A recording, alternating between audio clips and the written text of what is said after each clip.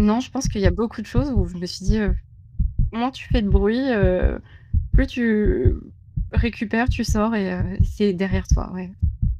Je me sentais pas malade et je pense que maintenant, alors que je me suis fait opérer, c'est le moment où je me sens le moins guérie.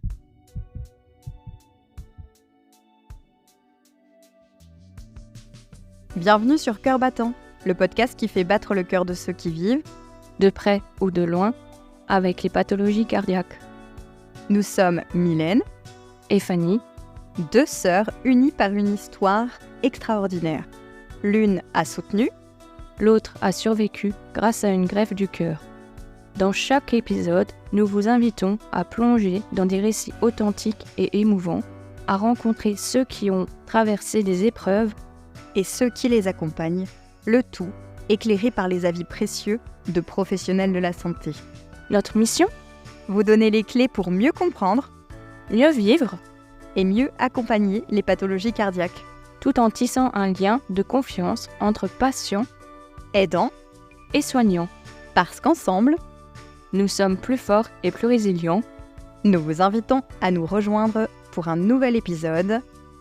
Installez-vous confortablement. C'est parti.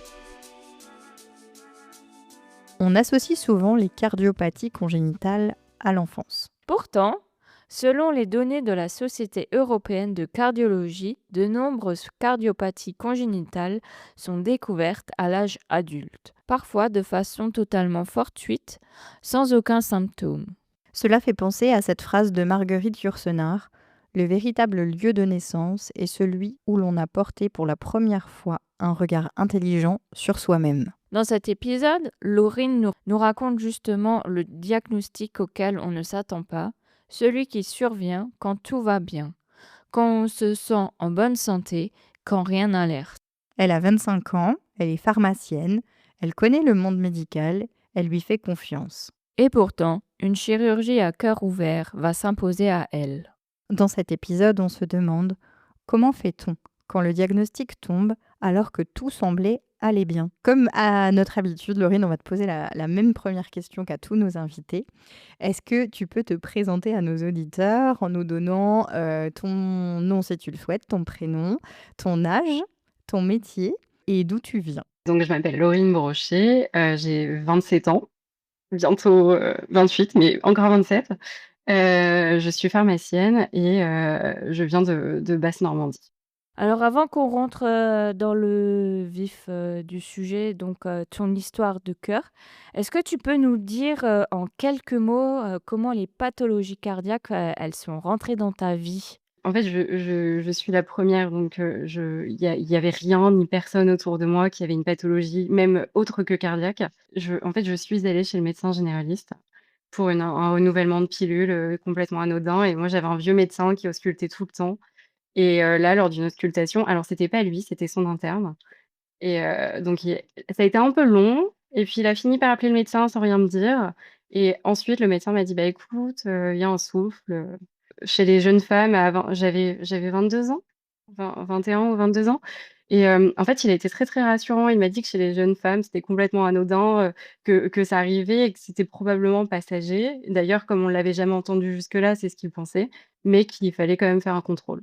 Et donc à partir de là, donc toi tu décides du coup de faire un contrôle, et le contrôle c'était du coup chez un cardiologue? Ouais, en fait, il m'a dit qu'il fallait absolument que je voie un cardiologue. Alors, il m'a dit qu'il y avait pas d'urgence, donc je prends rendez-vous parce que je suis très, c'est-à-dire que si on me dit de faire quelque chose, je vais le faire. Je vais pas chercher, davantage. Donc j'ai pris rendez-vous, et Et le rendez-vous chez le cardiologue, du coup, tu l'obtiens au bout de combien de temps? Parce qu'on sait que ça dépend des endroits, mais on sait que c'est pas forcément évident de trouver un rendez-vous rapidement pour faire le point au niveau cardio. Donc, je sais pas si tu as dû attendre longtemps ou pas avant d'avoir ce rendez-vous. il me semble que mon rendez-vous chez le médecin généraliste, c'était au mois de juin. Après, j'ai appelé les cardiologues en disant que c'était pas urgent. C'est-à-dire que, j'avais besoin d'un rendez-vous, mais même s'ils me le donnaient 1 an plus tard, moi, je voulais juste un rendez-vous et pas un refus. Donc, c'est vrai que je précisais toujours que c'était pas l'urgence absolue. Je l'ai eu au bout de 6 mois parce qu'il y a eu un désistement. C'était un cardiologue qui partait à la retraite, 2 semaines plus tard. Il avait un créneau, comme il faisait des fins de suivi, il m'a prise sur ce créneau. Oui, parce que comme au final tu disais, auparavant, il y avait pas d'antécédents dans ta famille, Non, c'est tu pas eu de signes, jusque-là d'un quelconque souci, qui pouvait se poser au niveau du cœur et personne non, est-ce que tu avais des symptômes? Est-ce que toi tu ressentais quelque chose? non, rien du tout. Pour moi, c'était une formalité, hein, ce rendez-vous, hein. C'est-à-dire que j'allais chez le cardiologue, on me disait: «Tout va bien, très bien, bah, au revoir». Oui, du coup, tu suivais les directives, on allait vérifier que jusqu'au bout, que tout allait bien et puis comme ça, c'était chapitre clos, c'est fait. Ouais, exactement. Oui, tout à fait. Et du coup, est-ce que tu veux nous raconter, du coup, ce rendez-vous chez le cardiologue? Comment ça se passe? Quel examen tu fais? Et quel, du coup, quelle est le la finalité de ce rendez-vous? Oui, il m'a fait un ECG, mais il a rien commenté, enfin, en fait, il m'a demandé quel était mon métier, son père était pharmacien, je crois, donc on a beaucoup parlé de ça et en fait, ce temps-là, il me faisait l'écho et il commentait rien. Ça a duré, je sais pas, 30-45 minutes quand même. Ce qui maintenant, par rapport aux échos que je fais actuellement, me paraît hyper long. Mais sur le moment, je me suis dit: «Bon», et c'est seulement à la fin où il m'a expliqué, qu'effectivement, il y avait quand même quelque chose.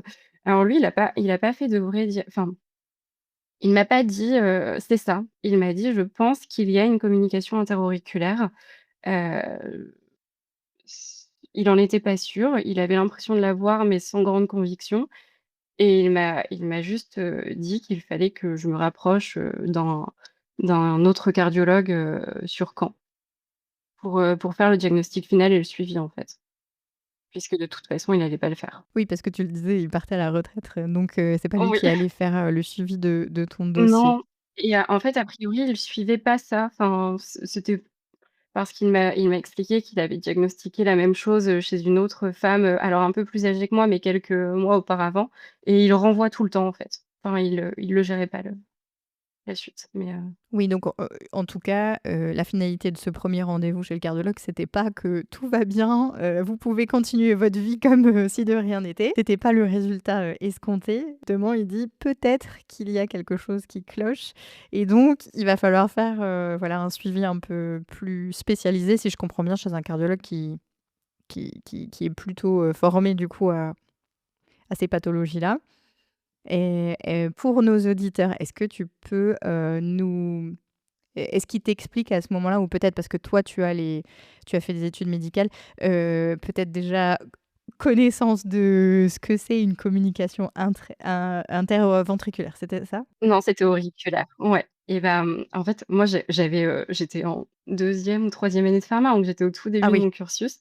Alors j'avais eu la physio du cœur, mais en fait, j'avais loupé les cours pour aller à ce rendez-vous et c'était justement le rendez-vous sur les malformations cardiaques. Donc non, j'étais pas plus au courant que ça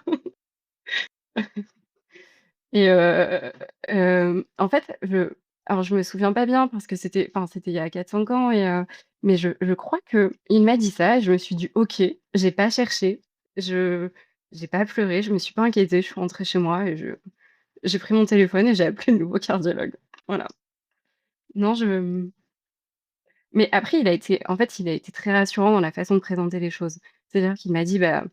Moi, je pense que le fait qu'il m'ait parlé de cette femme de 40 ans qui s'était juste faite opérer et où c'était revenu à la normale, je me suis dit: «En fait, j'ai 22 ans, si c'est juste une opération et que ça revient à la normale, OK». Tu as dit, tu prends rendez-vous chez ce nouveau, cardiologue et donc je sais pas au bout de combien de temps tu y vas, mais en fin de compte, le jour J, tu y vas plutôt tranquille, j'imagine, à ce rendez-vous?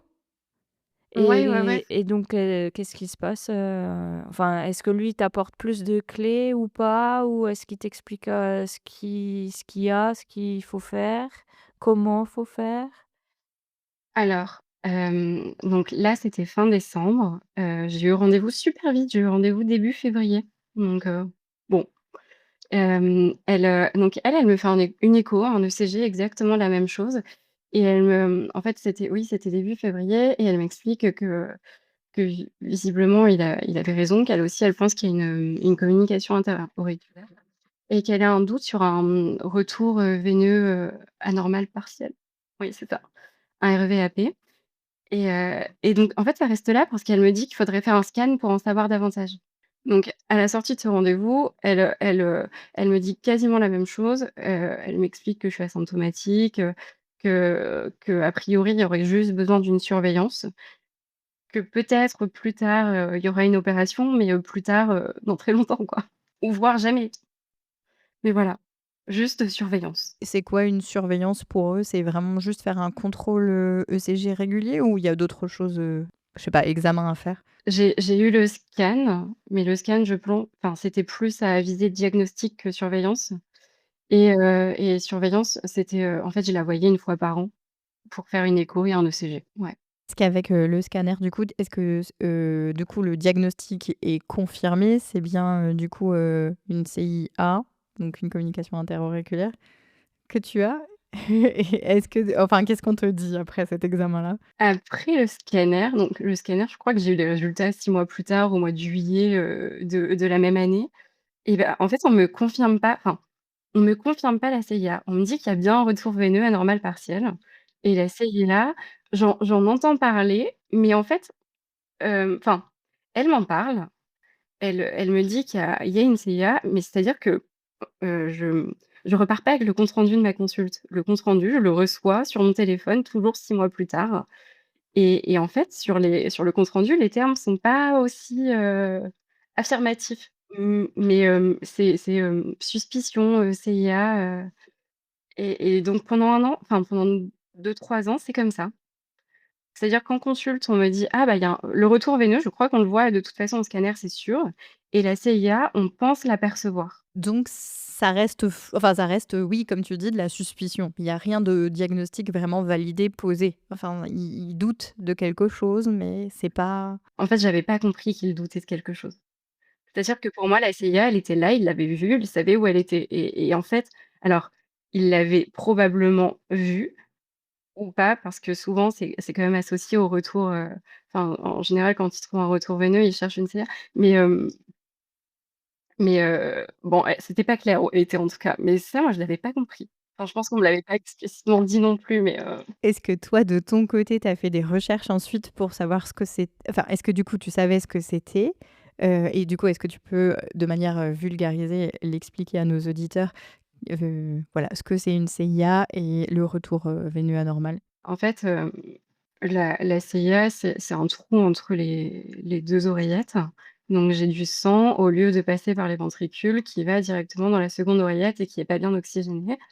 Et le retour veineux anormal, en fait, globalement, j'ai du sang qui fait cœur, poumon, sans jamais aller dans la circulation générale.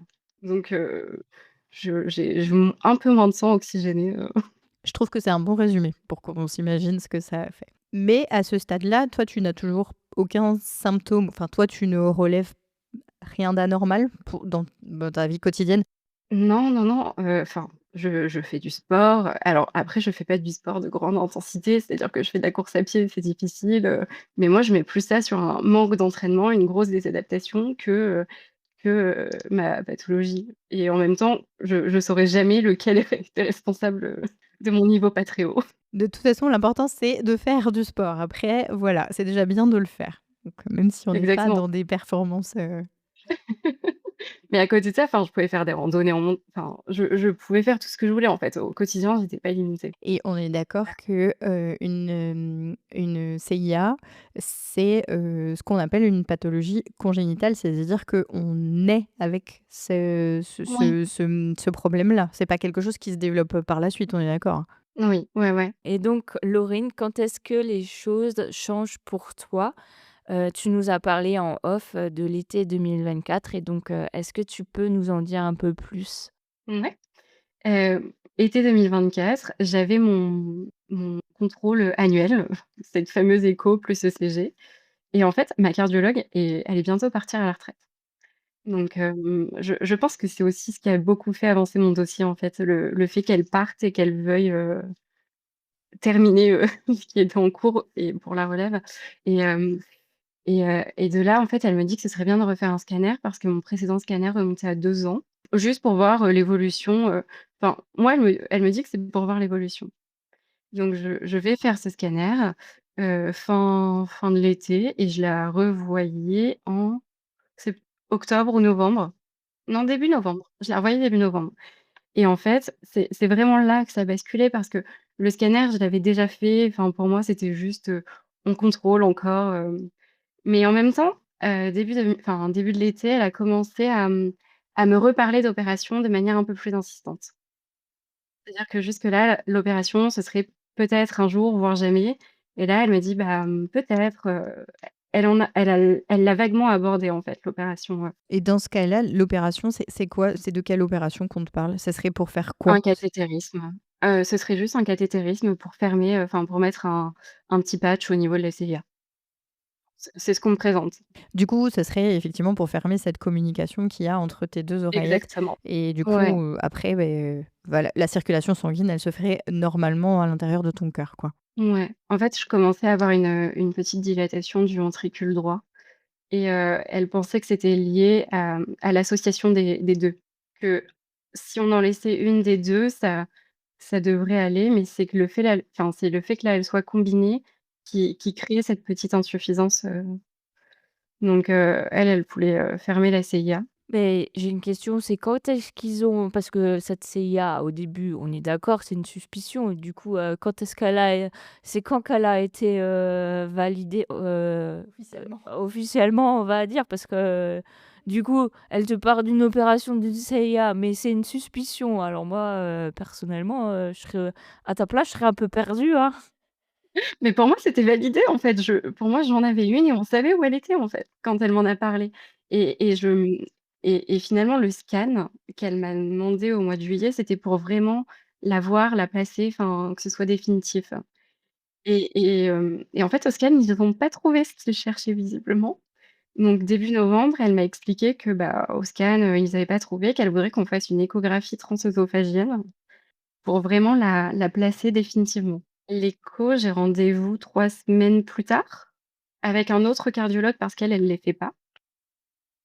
Ça s'est pas hyper bien passé, mais il a quand même réussi à voir non, non, non, il a regardé la zone sur laquelle, il pensait qu'était la CIA, il a rien vu et j'ai pas toléré, plus longtemps l'échographie donc ensuite il m'a fait une échographie, classique et en fait lui, il m'a dit: «Bah, je la vois et elle est à tel endroit». C'était la première fois qu'on me disait ça et donc en fait, il m'a fait un dessin et il m'a expliqué, que, souvent les CIA, elles sont vraiment enfin en plein milieu, de la cloison, mais que là, elle était vraiment en bas et il y avait très peu enfin qu'elle était contre les cloisons, mais il m'a rien dit de plus, voilà. Et du coup, est-ce que je sais pas, est-ce que de la manière là où elle est placée, est-ce que ça rend la chose un peu plus délicate, ou je sais pas, en termes même s'il fallait faire, une opération, par exemple? En fait, ça, alors ça, il me l'a pas dit, mais ça on peut pas faire de cathétérisme quand elle est placée ici, parce qu'il y a pas assez de berges. Il y a pas les parois pour que le petit ballonnet, ça, il me le dit pas, mais en fait, moi, je le savais. C'est-à-dire qu'à partir du moment où il m'a dit: «Elle est placée là», je me suis dit: «OK, bah, le cathétérisme, c'est terminé». Il te dit autre chose? Avant de te laisser partir avec cette information qui, pour la première fois, tu vois, était écrite, noir sur blanc, enfin, ou du moins, voilà, pour la première fois, on sait où elle se situe, cette CIA? Non, il me la dessine, il m'explique, ce que c'est. Et en fait, il me dit que, bah, enfin, c'était pas mon cardiologue, je pense qu'il voulait pas, et donc il savait que j'allais avoir rendez-vous derrière, il m'a pas dit plus de choses que ça. Il m'a juste expliqué où elle était placée, ce qui se passait au niveau de mes flux sanguins et voilà. Et du coup, c'est ta propre cardiologue qui, en reprenant les infos, de l'échographie, de son confrère, qui t'explique ce qui en Ouais, découle, c'est ça? ouais, ouais. J'imagine pas Alors évident. Ou est-ce que tu as déjà fait tes recherches entre-temps? là, j'ai déjà fait mes recherches. C'était la première fois, en fait, que je faisais des recherches et là, ça y est, c'est-à-dire qu'à partir du moment où je suis sortie de ce rendez-vous, j'avais compris qu'il y avait pas de cathétérisme. J'ai quand même cherché à vérifier parce qu'il y a il y a encore, quelques années, il y a des choses qu'on ne pouvait pas faire par cathétérisme et qu'on peut faire maintenant. Donc je me suis dit: «Peut-être que ça a évolué depuis», mais non, ça c'est encore un peu trop tôt. Peut-être, bientôt, mais pas pour moi. Et non, non, en fait, j'avais déjà compris et je pense que c'est la première fois que j'en ai parlé et que je me suis mise à pleurer. Enfin, là, j'ai pris conscience qu'il allait avoir opération et que ce serait pas celle que je pensais et j'ai vu ma cardiologue un mois plus tard. Donc elle m'a expliqué, mais en fait, je suis restée complètement neutre parce que pour moi, c'était déjà acté, enfin, c'était digéré, elle me dit: «Il y aura une opération» et je crois que c'est moi qui lui ai dit: «Oh, c'est pas possible pour le cathétérisme» mais sinon Et du coup, l'option qui reste effectivement, s'il y a opération, c'est, l'opération à cœur ouvert, c'est ça? ouais, Il y a pas d'autre moyen d'accéder en fait à cette partie-là, heu, du cœur pour, bah, visiblement non. Ouais, non, enfin non. pas aujourd'hui du moins. Non, pas encore. Parce que tu disais que si, un jour opération il y avait, qu'il y avait du temps, que c'était pas urgent parce que toi tu avais pas de symptômes, et du coup, est-ce que c'est toujours le même son de cloche? C'est-à-dire qu'on voilà, il y a pas d'urgence à faire, cette, réparation-là? Ou est-ce que parce que tu as la dilatation du ventricule qui montre quand même que ton corps, voilà, essaye de est quand même un peu en souffrance, quoi? Est-ce que ça change la donne? Je sais pas. En fait, enfin, c'est sûr qu'il fallait opérer. Après, là, moi, j'ai été opérée 2 mois plus tard. Il y avait pas forcément d'urgence à ce que ça se fasse dans les 2 mois. Enfin, je pense que même si ça prenait 6 mois, c'était pas dramatique, mais dans tous les cas, il fallait le faire et en fait, plus on attendait, plus ça pouvait se dilater. Enfin, mais je pense qu'on n'était pas à quelques mois près. Comment est-ce que tu te prépares à l'idée, du coup, de cette opération, vu qui arrive quand même, du coup, assez rapidement puisqu'elle est programmée 2 mois après? Comment tu te sens, toi? Heu, comment tu t'y prépares? Et dis-nous comment tu as vécu les choses? Et bah, en fait, j'ai eu, entre novembre et décembre, c'est-à-dire qu'entre le moment où j'ai eu le diagnostic et le moment où j'ai vu ma cardio, je crois que j'étais un peu stressée et en fait, à partir du moment où elle m'a dit: «Il y a opération, on y va», le soir, j'ai eu besoin de décharger un peu et en fait, après, j'y pensais plus. Pour moi, ça n'existe enfin, c'est pas que ça n'existait pas, mais c'était une étape, au mois de février, par là, qui allait arriver, voilà. C'était acté et puis voilà, c'est enfin, tu avais processé la chose et puis tu te dis: «Bah, voilà, faut attendre l'opération et ensuite on verra». Ouais, c'est-à-dire que je savais que ce serait, lourd et que, enfin, qu'il fallait que je m'organise. Donc à partir du moment où je me suis organisée, je me suis dit: «Oh, la date idéale, ce serait ça». OK. C'est tombé à cette date-là, c'est bon, c'était acté, c'était plus un problème, et j'y suis pas allée sereinement, en fait. J'ai fait comme si ça n'existait pas. OK. Ouais. Je savais qu'en février, ça arrivait, mais dans ma vie quotidienne, j'y pensais pas. Est-ce que c'est le côté, soignant de toi qui fait que tu t'es protégée comme ça ou pas? Je pense que c'est vraiment le côté personnel.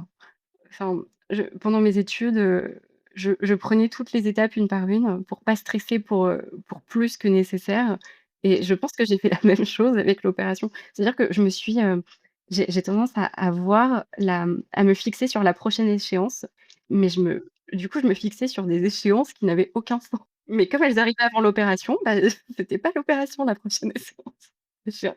C'était des choses au Au niveau niveau pro personnel ou ou professionnel, perso? mais Ouais, c'est ça. qui étaient minimes, en fait, mais Ouais. ça me permettait de mais je pense que c'est un moyen de défense, en fait, Mmh. mais ça, c'est très personnel. Ouais. Mais oui, mais c'est bien aussi de, voilà, de soulever ça, qu'en fait on peut, voilà, mettre des choses en place en se disant: «Voilà, bon, j'ai cette date-là, mais j'y pense pas parce qu'avant j'ai déjà plein d'autres petites choses qui vont venir» et puis voilà. Ouais. Ah, c'est la technique de l'autruche, Bah, oui, mais c'est inconscient donc est-ce qu'on t'explique quand même, du coup, combien de temps, tu risques d'être hospitalisé après l'opération? Est-ce qu'on t'explique un petit peu après l'après-chirurgie, en fait? Non, en fait, je sais rien. Je sais rien du tout. Je n'ai rien su. C'est-à-dire que, j'ai vu ma cardiologue, fin décembre, donc juste avant les vacances de Noël et elle me dit qu'elle va transférer mon dossier, à un hôpital parisien, mais que je saurai j'avais pas de date, hein.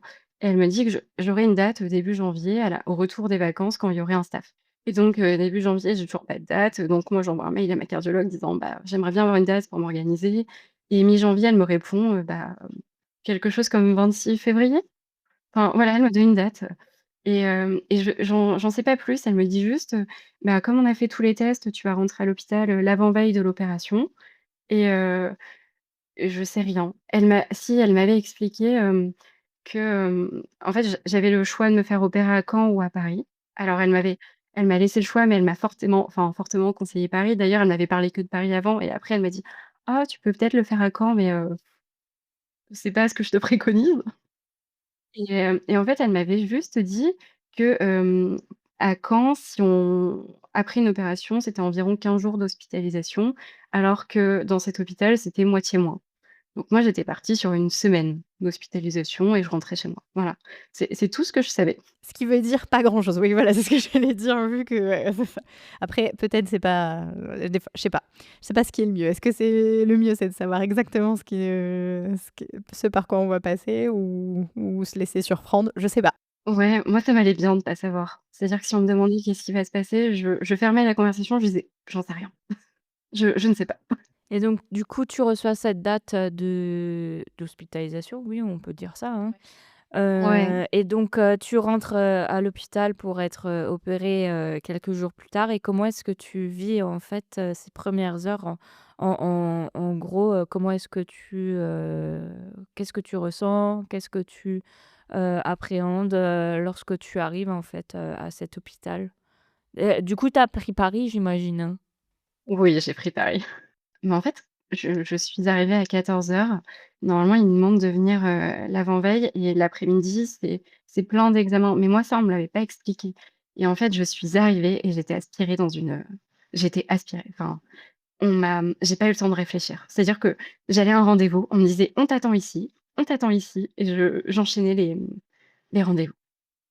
J'ai vu le cardiologue, qu'est-ce que j'ai fait? J'ai fait une radio, je suis allée voir l'anesthésiste, j'ai revu le cardiologue et en fait, 14h-18h, je n'ai rien vu. Est-ce que c'était compliqué pour toi de vivre ça ou tu t'es laissé porter en fin de compte, par, les soignants qui t'ont dit: «Il faut aller là, là, là»? En fait, je me suis laissée porter, j'ai même pas eu le temps de réfléchir, quoi. Enfin, on me faisait une écho et on me disait: «Là, il faut que tu descendes, 1er étage, radio», enfin, je me suis je me suis pas laissée porter, en fait, je me suis fait bousculer. J'ai pas pu réfléchir, mais là, j'ai commencé à stresser un petit peu. Enfin, c'est-à-dire que, on me disait que des choses que je savais déjà, mais c'est le s enfin, j'ai pleuré. J'ai beaucoup pleuré à ce moment-là. Je me laissais porter, mais non, j'étais bousculée. C'est vraiment ça, ouais. Est-ce que le parce que je sais que souvent le soir quand tu te retrouves du coup dans justement quand tu as passé toutes les étapes de rendez-vous, tu vas d'un spécialiste, chez un autre, voilà et que quand tu te retrouves dans ta chambre, voilà, que tout est fait, que on va dire que oui, beh, voilà, tu te retrouves, avec toi-même. Est-ce qu'à ce moment-là, qu'est-ce que tu te dis? Mais j'ai même pas eu ce moment-là parce qu'en fait, dans l'après-midi, le cardiologue a commencé à sous-entendre, que, moi, je devais me faire opérer ça, c'était le mercredi et j'étais censée me faire opérer le vendredi et en fait, le mercredi, dans l'après-midi, il sous-entend qu'il y a peut-être une place qui va se libérer le lendemain, mais à voir, quoi. Et quand j'arrive dans ma chambre, qu'il est enfin, 18h30 et qu'on fait, à ce moment-là, il y a toutes les infirmières qui arrivent, qui prennent, des constantes, qui me pèsent, tout ça. Elles me disent que, bah, c'est possible que je me fasse opérer, vraiment, le lendemain matin, que du coup la chirurgienne va passer me voir parce que je l'avais pas vue et que je serai probablement au planning et qu'elle viendrait me donner mon heure d'opération. Dans la soirée et à ce enfin et j'étais encore avec mon compagnon à ce moment-là, donc j'ai pas eu de moment où j'étais seule et elles sont arrivées, 1 heure plus tard, je pense. Il était pas encore 19h30 puisqu'il était encore là et elles m'ont dit: «Bah, tu te fais opérer demain matin et tu es la première, 8h». Oui, donc vraiment pas le temps de penser à quoi que ce soit, quoi. Enfin, ouais, c'est ça. Et quand on te et quand on te dit ça, enfin, quand on t'annonce ça, toi, tu te dis quoi? Je sais pas, enfin, je me dis Ouais. pas grand-chose. C'est-à-dire qu'elles me disent ça, elles me disent, «Du coup, demain, réveil, 6h30 pour la douche, 7h30, tu dois être prête à aller au bloc, est-ce que tu veux une hydroxyzine pour bien dormir?» Voilà. Oui. Tu as dit que tu étais avec ton compagnon et lui, du coup, il l'a pris comment? Parce que, ben, tu pars tôt le matin et en fin de compte, tu peux pas lu enfin, normalement, tu peux pas lui dire au revoir, quand tu pars au bloc aussitôt, hein? Non. Mmh, ouais, alors moi je pleurais, en fait, je sais pas, j'ai eu un passe-droit, mais Je sais pas si c'était moi ou si c'est enfin, visiblement, elles le font à tous ceux qui partent très tôt. En fait, normalement, il a pas le droit d'être là le matin, il pouvait arriver qu'à 14h et là, il a eu le droit de venir dès 7h. Il était là, juste avant que je parte. Oui, oui, oui, il a eu le droit d'être présent. Et lui, il était, inquiet pour toi ou il était plutôt confiant du coup aussi dans voilà, dans le fait que tout se passera bien et que Je pense qu'il était, confiant, que le médecin était confiant, mais que le personnel était inquiet. En fait, enfin, c'est-à-dire que c'est un hôpital où, enfin lui, il est pédiatre, il envoie plein d'enfants se faire opérer dans cet hôpital, il a d'excellents retours, enfin, c'est un hôpital avec qui il travaille, souvent et donc il était, enfin, il était pas inquiet sur le fait enfin, il sait de quoi ils sont capables et que généralement ça se passe bien, mais en fait, il était inquiet, mais je l'ai su qu'après parce qu'il me l'a pas du tout, transmis. Il était très bien. mais oui, ce qui est super bien, oui, bah, je pense que c'est mieux comme ça effectivement. C'est-à-dire que moi, j'ai super bien dormi, lui, pas du tout. Mais il te l'a pas dit avant? Non, il me l'a pas dit avant. Oui, c'est ça. Des fois, je pense qu'il faudrait donner les comprimés aussi aux aidants, qui qui accompagnant. Est-ce que tu veux nous raconter un peu du coup comment enfin, sur le coup, tu sais pas, mais je veux dire, comment se déroule ta chirurgie? Au bout de combien de temps tu te réveilles? Où est-ce que tu te réveilles? Enfin voilà, le déroulé un petit peu de ton opération et de ton post-op. Eh bien, moi, je descends en bloc à 8h et je me ré en fait, dans mes souvenirs, je me suis réveillée vers 14h, mais j'ai eu un réveil dont je me souviens pas. Parce que mes premiers souvenirs, moi, je suis toute seule dans ma chambre de réa, j'entends, les infirmières, en fait, je me réveille, je me rendors, j'étais fatiguée et en voyant, la cardiologue le lendemain, elle me dit que, j'ai eu une écho à laquelle j'ai participé, j'ai parlé, j'ai commenté, aucun souvenir. Donc il me manque, pas mal d'heures, mais non, je me réveille seule en réa. Enfin, j'étais seule au moment où je me suis réveillée, mais j'étais très détendue. Du coup, tu étais déjà, tout enfin, je veux dire, tu étais déjà extubée, enfin tout enfin En fait, dans mes souvenirs, il y a un moment où je me suis réveillée et je pense que j'étais encore intubée parce qu'il y avait quelque chose qui me gênait au niveau de la gorge. Et à ce moment-là, j'ai entendu des voix autour de moi et je me suis juste dit: «OK, cette gêne, tolère-le, elles sont là, elles vont voir, elles vont te l'enlever» et je me souviens que de ça. En fait, après, j'ai plus de souvenirs et je me réveille, j'ai plus rien. Si, j'ai plein de trucs et je suis toute seule. Il y a plus de voix autour de moi. est-ce qu'on te dit que voilà, l'opération s'est bien passée? Comment toi, est-ce que tu te sens, du coup, quand tu reprends tes esprits, vraiment pour de vrai? Bah, en fait, on me dit rien. Enfin, j'étais seule, j'avais l'infirmière, qui passait me voir de temps en temps. Moi, je m'attendais juste à me réveiller avec mon compagnon à côté. Parce que normalement, on m'avait expliqué qu'à la sortie du bloc, on lui passerait un appel et qu'il pourrait venir à ce moment-là et il était à 20 minutes en voiture, enfin même pas. Donc je m'attendais à ce qu'il soit là et en fait, il était pas là. J'avais pas mon téléphone, c'est lui qui l'avait. J'attendais qu'il arrive, en fait. Il y a juste un moment où j'ai entendu, l'infirmière, recevoir un appel et j'ai compris que c'était lui qui appelait pour avoir des nouvelles, qu'en fait, il avait pas du tout été prévenu. Et donc ouais, j'étais réveillée depuis 2 heures, en fait, quand il a, enfin, on avait annoncé une sortie du bloc, à 12:00, enfin, que je serais prête à 12:00 et je crois qu'il a appelé à 14h quand il avait toujours pas de nouvelles donc en fait, il y a eu un delta de 2 heures où mais en fait, non, je savais rien à ce moment-là et j'avais pas besoin de savoir. Je pense que j'étais fatiguée, moi j'étais en vie, je réfléchissais, je me suis dit: «Mon cerveau fonctionne toujours», j'ai regardé ma saturation, ma fréquence cardiaque, j'ai dit: «OK, voilà». Comment est-ce que se passe du coup la suite enfin, de ton post-opératoire? Au bout de combien de temps est-ce que tu peux sortir est-ce que tu passes beaucoup de temps en réa, ouais, ou est-ce que tu fais encore d'autres services après? Je suis restée 24 heures en réa. En fait, le lendemain midi, j'ai quitté la réanimation et je suis rentrée en service, de cardiologie. Moi, j'étais dans un hôpital qui gère principalement des enfants. D'ailleurs, dans la réa, c'était écrit 27 ans sur mon ardoise et tous les autres avaient entre, 0 et 6 ans et quand je suis montée, dans le service, c'était un service pédiatrique. En fait, toutes les chambres sont pour des enfants et au fond, il y avait une chambre, avec 2 adultes, moi et une autre dame, en fait. Quand j'arrive dans ma chambre, il y a déjà quelqu'un. Ce qui était pas le cas la veille au soir. J'avais la même chambre, mais j'étais seule. J'étais contente parce que j'avais la fenêtre avec une super vue, je me mobilisais bien. C'est-à-dire qu'en fait, pour quitter la réanimation, il y avait pas de brancardier disponible. Donc on m'avait expliqué que si je voulais monter tout de suite en service, il fallait que je puisse, me lever pour pouvoir m'asseoir dans le fauteuil roulant. Et j'avais super envie d'aller aux toilettes. Je voulais pas utiliser le plat-bassin. C'était j'avais fait voilà, mais en fait, j'ai fait plein de petites fixettes sur des trucs anecdotiques, mais qui m'ont permis de pas me concentrer sur, sur l'important. Et moi, le plat-bassin, c'était hors de question, mais ça, voilà, mais c'était hors de question avant l'opération, donc voilà, j'ai fait une fixette sur ça, pourquoi je ne sais pas, mais c'était, et donc je me suis dit: «OK, il faut que je me lève», donc je me suis levée pour aller dans ce fauteuil, et arrivée en chambre, bah, j'avais pas juste le trajet lit-fauteuil à faire, j'avais le trajet fauteuil-toilette, et je me suis dit: «OK, bah, je m'en fiche, je le fais». Ouais, mais je pense que c'est ce qui m'a aidée à me mobiliser, en fait, parce que j'ai eu mal.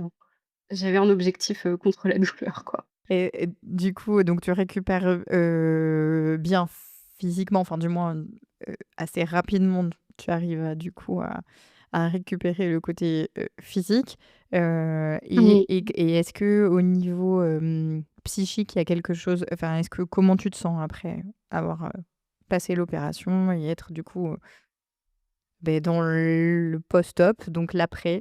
En fait, je pense que j'ai pas porté attention à mon côté psychique.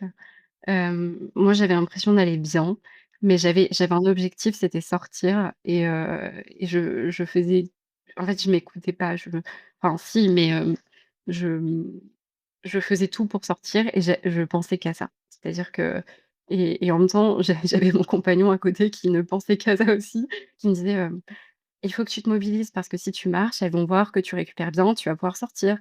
Si tu manges bien, tu vas mieux cicatriser, tu vas récupérer plus vite, tu vas pouvoir sortir.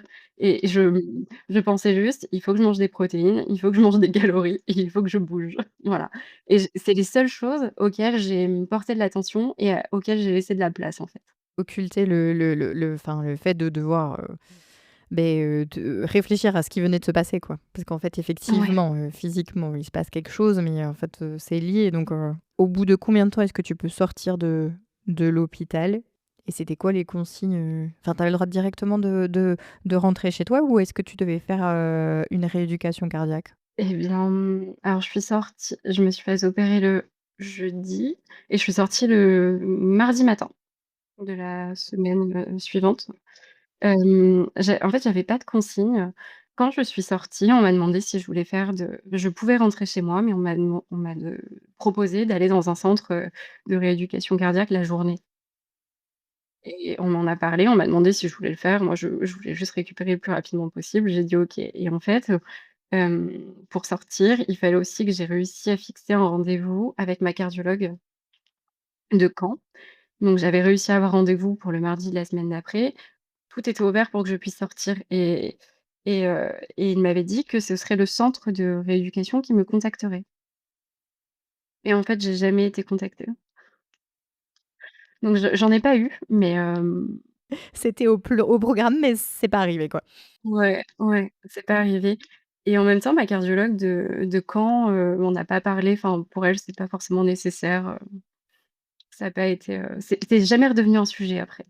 On m'avait juste dit qu'il fallait que je me repose, de toute façon, j'étais extrêmement fatiguée, hein, et qu'il fallait quand même que je marche, tous les jours un petit peu, quoi.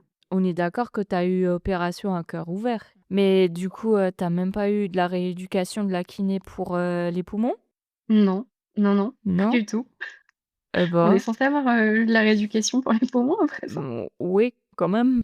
En fait, le fait d'ouvrir la cage thoracique, en fait, ça met à mal les poumons et du coup, ils rétrécissent OK. et donc après, en fait, quand on referme, quand on est censé faire de la rééducation respiratoire, on a un petit appareil, un spiromètre, ouais, un petit appareil qui, du coup, en fait, ça permet de, remettre les poumons gonflés. En fait, ça leur redonne leur capacité respiratoire, optimale et de mieux récupérer par après. C'est pour ça que ça m'étonne, en f Tu vois, enfin, le fait d'ouvrir la cage thoracique va vraiment les faire se rétracter et quand, tu après, quand tu fais ta rééducation, tu essayes, en fait, que le poumon reprenne, en fait, tout son volume initial, quoi, qu'il puisse se déployer à nouveau correctement. Mais ça se travaille, du coup, avec la respi, quoi. Et ben non, on m'en a pas parlé et j'en ai pas fait. Normalement, il faut en faire avant et après l'opération. Bah, ni avant ni après. Bah, tu te commanderas Un un spiromètre et tu verras, spiromètre. jusque combien est ta capacité, voilà, comme Toi qui ça, es déjà dans le domaine à la source, c'est voilà, assez facile. tu Oui, peux regarder je peux en avoir à facilement. combien tu te situes et Ouais, non, non, on en a non, pas du tout. Ça n'a pas été abordé. Incroyable. est-ce que tu t'autorisais à ne pas aller bien? Enfin, je sais pas comment dire, est-ce que tu t'autorisais à, voilà, avoir, des moments difficiles et à fait que, bah, voilà, des fois, il y a des choses qui sont difficiles et des choses, pas évidentes à passer comme cap, surtout après une chirurgie comme ça? Je sais pas. En fait, je pense que j'avais peur d'être un peu la relou et donc il y a des choses enfin, typiquement la gestion de la douleur, il y a un moment où j'ai trouvé que c'était chaotique et je voulais pas dire quelque chose parce que, j'avais peur de passer pour la grosse relou. Bon, au bout d'un moment, je l'ai dit parce que, enfin, je me suis dit: «Bah, en fait, j'ai pas lieu d'avoir mal juste parce que, quelqu'un de lambda aurait dit: "J'ai mal", là, vous faites n'importe quoi". Mais non, je pense qu'il y a beaucoup de choses où je me suis dit, «Moins tu fais de bruit, plus tu récupères, tu sors et c'est derrière toi», ouais. Tu voulais vraiment clore au plus vite le chapitre, opération et tout et voilà, c'est ça? Mais en tout cas, moi, je voulais rentrer chez moi. Ouais. Donc je voulais pas rester à l'hôpital, c'était pas un endroit que j'appréciais, en plus on était enfin, il y a un truc logistique, en fait. On était loin de chez nous, mon compagnon avait dû prendre un logement, le logement, il se terminait tel jour, C'était la fallait date. que je sois sortie OK. avant. Ouais, alors la date, en fait, je suis sortie le mardi, on avait jusqu'au vendredi, donc on avait beaucoup de temps, mais mais il fallait que je sois sortie avant. Enfin, il y a je voulais rentrer chez moi, ouais. Et une fois que tu es rentrée chez toi, est-ce que ça a permis de, je sais pas comment dire, Lâcher prise. lâcher enfin, oui, lâcher un peu tout ce que tu t'étais peut-être pas autorisé pendant l'hospitalisation? Le fait de retourner chez soi? Et ben, en fait, une fois rentrée chez moi, j'avais pas l'impression d'avoir besoin de relâcher quoi que ce soit. J'étais chez moi, c'était passé, je récupérais bien, c'était OK. J'allais bien. Enfin, j'avais la sensation d'aller bien, en tout cas. Est-ce qu'il y a un moment qui fait, bascule, sur ça? Ou est-ce que je sais même pas, est-ce qu'il y a, dans ton parcours de soins, est-ce qu'à un moment donné, on te propose un accompagnement plutôt pour le côté, là, pour le coup, psychologique ou non? Parce que, bon, au final, tu disais toi-même, tout se passait bien et même sur le plan physique, tout s'était très bien passé aussi. Donc peut-être qu'on te l'a pas proposé aussi parce que, tu donnais des signaux qui indiquaient que tout voilà, que tu en avais peut-être pas besoin. En fait, c'est vrai que tout allait extrêmement bien. C'est-à-dire que tout s'est mieux passé que prévu. Enfin, j'ai récupéré super vite, je suis sortie bien plus tôt que prévu. Je suis arrivée chez moi, alors j'avais aucune autonomie. À ça, je m'y attendais pas. Ça a été, ouais, ça a été le premier. Enfin, en fait, à l'hôpital, j'étais pas autonome, mais ne pas être autonome à l'hôpital, il y a plein de gens pour faire ce qu'on peut pas faire.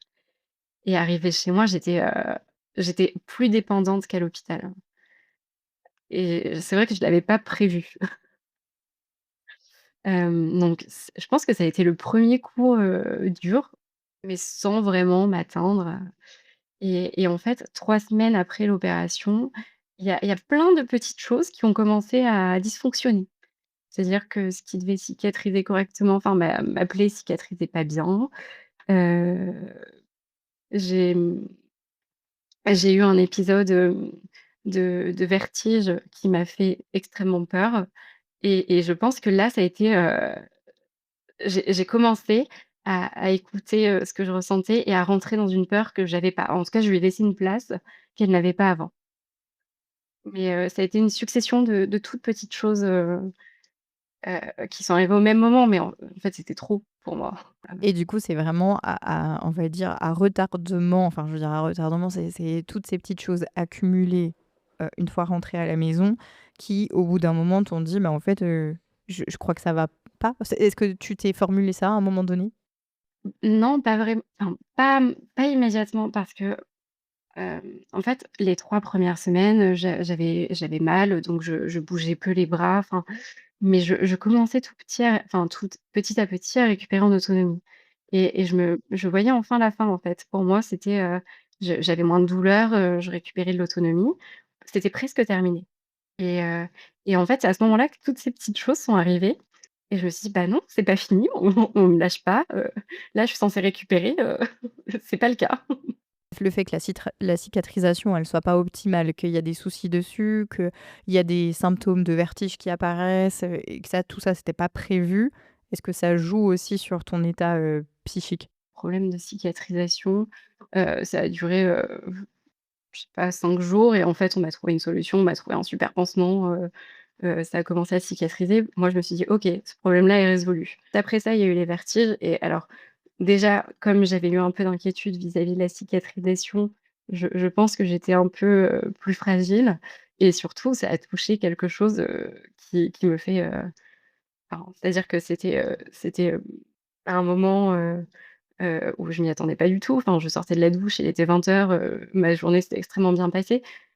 Il y a eu des vomissements. En fait, il y a eu tout ce que j'aime pas. Il y avait pas d'anticipation, c'était pas organisé, ouais, non, ça allait plus là. Il y avait plus d'organisation. J'avais aucun contrôle dessus et je pense que ça a été le fait de perdre le contrôle qui m'a terrorisée et même si derrière j'ai essayé de me rassurer, je suis restée un peu, terrorisée, en fait.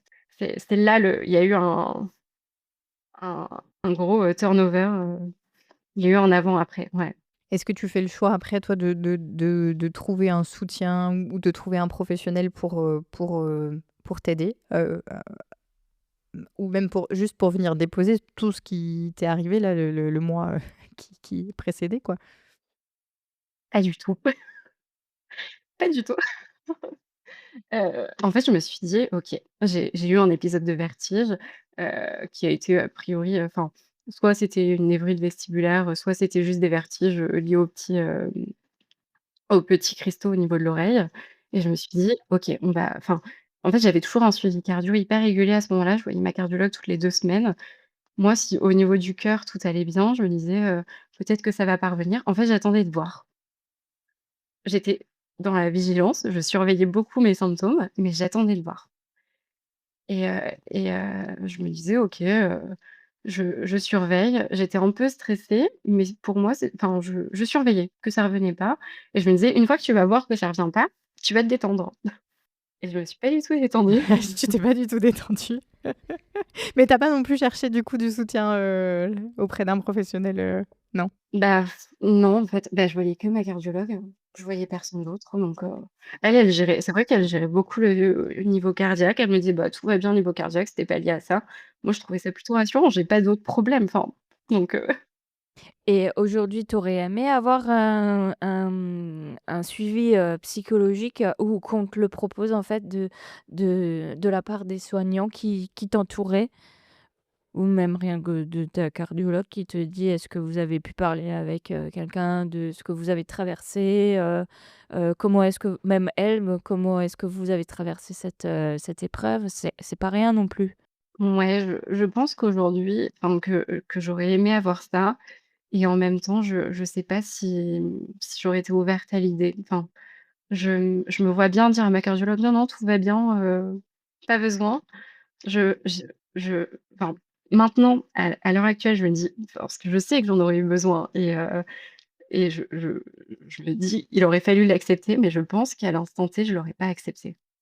Et est-ce que tu penses que ça serait bien que ce soit mieux mis en place dans les hôpitaux, ce genre de, service? C'est-à-dire mettre, une psychologue au service, pas obliger les patients, mais expliquer le pourquoi ça serait bien d'y aller et les bénéfices, Moi, je suis assez d'accord ou même juste d'avoir une consultation et puis comme c'est un professionnel, il va dire si enfin, il va détecter s'il y a besoin ou pas de faire, une prise en soin ou pas avec, tel et tel patient. Mais je pense que ça peut être une bonne chose d'avoir un premier contact et de voir, ce qu'il en découle. Enfin après, chacun est libre toujours de faire les choix mais je pense qu'effectivement ça peut aider. Ouais, bah, en fait, j'avoue que je sais pas trop comment ça se passe. Est-ce que pour des chirurgies plus lourdes, même pour des chirurgies plus lourdes, il y a pas ça? en je pense que ça dépend, Les hôpitaux, les ils hôpitaux, pratiquent? oui, parce que c'était Marine Lannelongue, c'est ça? Ouais. Vu que c'est pédiatrique, je sais pas si du coup ils ont qu'une psychologue pédiatrique ou s'ils ont aussi une psychologue pour les parents, pour les adultes. Mais je sais que nous, à Strasbourg, il y a la psychologue. Moi, avec, la greffe, ils m'ont proposé. Après j'ai refusé parce que, bah, j'avais ma psychologue, en visio, donc à distance, que je pouvais faire, que je vois, enfin qui me suit depuis très, très longtemps. Et en rééducation, en fait, si tu avais pu la faire, bah, pareil, en fait, ils te proposent automatiquement dans les rééducations cardiaques, un service, en psychologie. Non, mais oui, je pense que c'est bien de cibler. Après, est-ce que d'un point de vue moyen, c'est possible? Je ne sais pas, Je pense que exactement, c'est mais une question de moyens, effectivement. Mais dans un monde idéal où ça pourrait être fait, je pense que c'est une bonne chose de oui faire et un. en fait, même si on le refuse, ça ouvre une porte et on sait que c'est possible. Enfin, je pense que oui, ça aurait été pas mal. Et ensuite, nous, on voulait savoir si, le fait d'avoir été du côté, patiente, donc dans tout ce que tu as vécu en tant que patiente, est-ce que ça a modifié ta posture ensuite en tant que soignante? De ta manière d'exercer ton métier, de pharmacienne? Alors, ça l'a modifié en 2 temps. C'est-à-dire que, j'ai repris le travail à un moment où, physiquement, enfin, en tout cas, psychiquement et physiquement, j'allais pas super bien et j'étais un peu sur la défensive. C'est-à-dire que là, j'avais du mal à être la soignante et à faire abstraction de la personne. J'ai, alors j'avais beaucoup plus de compassion qu'avant pour, pour les patients, mais j'étais légèrement intolérante, à à certaines formules ou j'avais une tolérance moindre, vis-à-vis de mes patients et là, maintenant qu'on est beaucoup plus à distance, heu, en fait, j'ai plus de compréhension. C'est-à-dire que jusque-là, il y a des patients, qui m'expliquaient, enfin qui avaient, enfin qui m'expliquaient que pour eux, c'était, ils vivaient des choses insurmontables et en fait, quand on en sait un peu plus, ça nous paraît, anecdotique, ce qu'ils subissent par rapport à d'autres et en fait, maintenant, j'arrive à comprendre que pour eux, ce soit insurmontable. Ce qui était pas forcément le cas avant. Alors je leur faisais pas ressentir, mais j'avais moins de compréhension et je pense que si j'avais moins de compréhension, j'avais aussi moins de compassion ou, je et maintenant je conçois qu'on réagisse pas tous de la même manière face aux événements et que, enfin, ce que moi je considère comme de petits événements puissent être, très importants pour certaines personnes. Il y a une distinction en fait, le fait de la gravité médicale n'a pas forcément le même enfin, oui, c'est ça, ça a pas besoin d'être très grave médicalement parlant pour que ça ait un impact fort sur la personne, quoi. C'est pas Exactement. c'est pas Et corrélé, en ouais fait, ouais, c'est ça. et ça avant enfin, c'était difficile pour moi, je le comprends. Et du coup, en fait, c'est aussi ton parcours perso qui fait une richesse aujourd'hui dans la manière Ouais, dont tu exerces ton métier, quoi. Mmh. oui, ouais, non, mais très très clairement. En fait, ça m'a aussi aidée à réaliser enfin, qu'il y a des gens qui, sont pas, faciles au quotidien en tant que soignant et qui expriment peu de choses. Mais en fait, parfois je me dis que derrière, il y a peut-être une histoire en fait qu'on n'a pas. Et ça, avant, j'y pensais pas. Et je me dis moi, enfin, quand les gens me voient, je vais parfaitement bien, mais derrière, il y a quelque chose qu'ils ont pas et maintenant je le transpose en fait sur les gens. Je me Ouais, je pense que je suis plus tolérante, que j'ai plus de patience, depuis. Et peut-être moins alors peut-être pas le jugement, mais on accepte peut-être plus, le récit des gens et peut-être plus à l'écoute aussi. C'est bête, hein, mais en fait, en étant dans le parcours, je me suis rendu compte que, on a peu de temps pour parler avec les professionnels. Et en fait, nous, les pharmaciens au comptoir, enfin, moi, je suis dans une grande pharmacie, on est nombreux, alors on voit beaucoup de patients, mais c'est-à-dire que si on veut passer enfin, si on a besoin de passer 20 minutes avec quelqu'un, une demi heure à discuter, heu et ben c'est possible et avant, alors j'étais aussi jeune, hein, je venais tout juste de commencer, j'avais du mal à discuter mais c'est vrai que maintenant, je alors déjà, il y a l'expérience qui fait que c'est plus facile d'aborder les gens, de discuter avec eux, mais je me dis qu'en fait, ils ont pas ce moment-là ailleurs chez le médecin, il y a la consultation, on leur dit que tout va bien, ils sortent. Là, ils peuvent, en fait, nous, ils vont nous dire: «Bah, avec mon mari, c'est compliqué». Tout ça, ils peuvent pas le dire à d'autres personnes qu'à nous et heu et ça, maintenant, je le conçois et donc je suis beaucoup plus à l'écoute. En fait, vous êtes pas, enfin, vous avez pas une contrainte temporelle, enfin, du moins, ça dépend des Non, jours, je pense non. aussi, voilà. Je veux dire, même s'il y a parfois des gens qui font la queue, pour attendre leur tour, mais en tout cas, vous dites: «On est suffisamment nombreux à l'intérieur de la pharmacie pour prendre en charge tous les patients» et du coup, s'il y a Ouais, besoin de dédier plus de temps à un patient où on sent que peut-être il a besoin de déposer quelque chose parce qu'il a pas eu le temps de le faire ailleurs, comme tu dis, chez son médecin traitant ou chez un spécialiste, peu importe, ou qui eux sont débordés, vraiment et oui, oui, oui, qui où il y a pas le temps et de il y a les voilà écouter. et que c'est pas la faute, du soignant, loin de là. On dénonce plutôt le système qui les oppresse aussi. Du coup, ouais, c'est ça. Mais c'est vrai que tu soulèves un point super intéressant et c'est vrai que, ouais, c'est je pense que ça fait un vrai plus pour toi. Et ce temps, je l'avais déjà avant, mais je le prenais pas et maintenant je le prends, en fait. J'écoute, les gens, je je je me renseigne sur l'évolution, Tu voilà. mets en pratique ce que tu as, vécu. Ouais, c'est vrai. Ouais, ouais, ouais, ouais, Laurine, aujourd'hui, comment est-ce que tu vas 11 mois, après, cette opération, à cœur ouvert quand même? ça va. Tout va bien. Genre mes petits soucis sont terminés, là, je viens de revoir ma cardiologue, à 10 mois post-opératoire, prochain suivi dans 1 an, là, tout va bien. Même d'un point de vue, psychologique. Alors j'ai commencé à avoir une psychologue. Je pense que ça m'a aidée parce que, moi j'ai tendance à pas parler et là ça m'a obligée à parler et ça m'a aidée. On ne parle pas que de ça, mais ça ça, mmh, ça a changé ma manière d'aborder les choses, en fait. Je sais que maintenant, quand je ressens quelque chose, il faut pas juste faire l'autruche et attendre que ça passe parce que jusque-là ça fonctionnait, mais en fait ça fonctionne pas dans les choses, plus importantes. C'est vrai. Exactement. Est-ce que tu te sens guérie ou non, du coup? C'est une question que j'aime bien poser. Heu, En fait, c'est-à-dire qu'avant je me sentais pas malade jusqu'à l'opération et jusqu'à ce qu'on me dise que je dois opérer, je me sentais pas malade et je pense que maintenant, alors que je me suis fait opérer, c'est le moment où je me sens le moins guérie. En fait, enfin, mais je pense pas que ce soit lié au point de vue, cardiaque, parce que tout va bien, j'ai juste le suivi parce que suite à l'opération, j'ai un risque de troubles du rythme plus important que la population générale, mais ça veut pas dire que ça arrivera et c'était déjà le cas avant, en fait. Je m'attendais à me faire opérer pour moi, j'avais ma vie avant, il y avait l'opération qui mettait en pause ma vie et je reprenais ma vie comme avant et c'est pas du tout ce qui s'est passé. Il y avait ma vie d'avant, il y a eu l'opération et il y a eu une vie antérieure qui était pas du tout la suite de la vie d'avant, en fait et je pense que c'est ça qui fait que, bah, je me sens pas guérie, en fait. Parce que je m'attendais à retrouver ma vie d'avant, ce qui avait été le cas et c'est le temps de l'acceptation, en fait, de ça.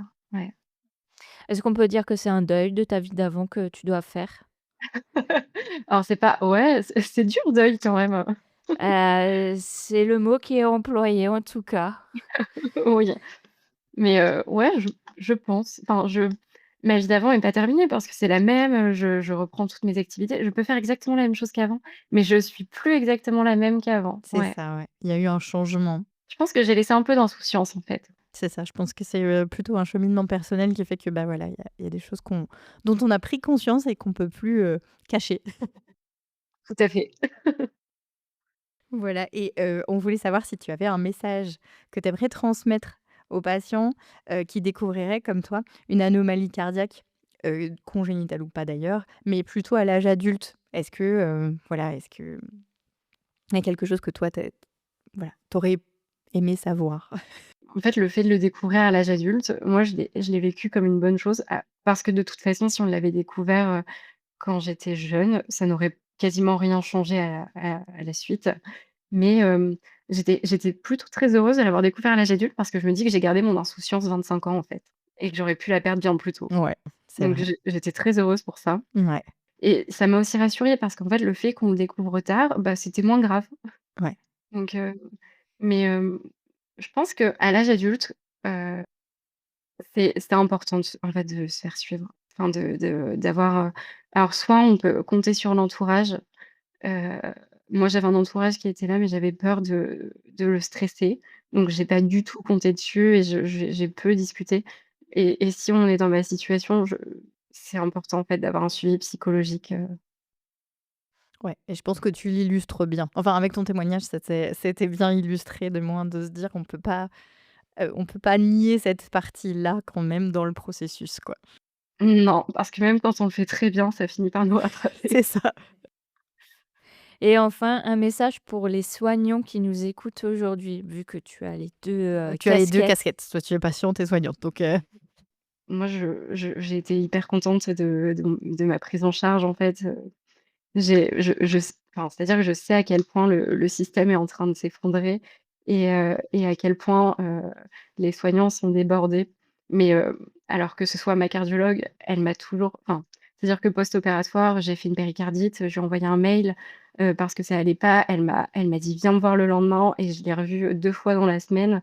Enfin, en fait, tout le monde a toujours répondu, présent, rapidement et ils ont été d'une bienveillance, extrême. Enfin, je me souviens surtout d'une auxiliaire, à Marilyn Monge qui a été, enfin moi j'ai été, dans un cocon. Vraiment, les soignants étaient exceptionnels, ouais. ouais, mais je pense que c'est ça aussi, c'est qu'on peut remercier tous les soignants qui font des efforts, extraordinaires malgré un système qui est, comme tu Défaillant. disais, défaillant et oppressant et on sait que c'est pas évident de voilà, d'y cheminer chaque jour, mais ils ne le répercutent pas, sur les patients et Exactement, ça, c'est beau ouais, et ouais. ça, c'est beau.